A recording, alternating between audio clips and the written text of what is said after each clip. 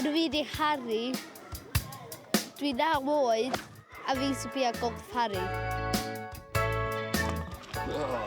Nath mam gael syniad o wneud cwrs golff i parti fi fel presant.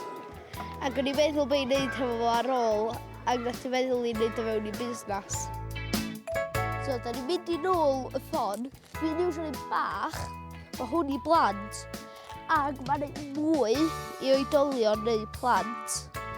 A wedyn, pan ti'n i ystyn ffon, ti'n mynd i ystyn pel o fanna, a wedyn ti'n mynd efo, rhoi o lawr ar twll cynta, sefyll ar ochr fel hyn, gafel, wedyn ti'n tabach, a trio gael o fewn.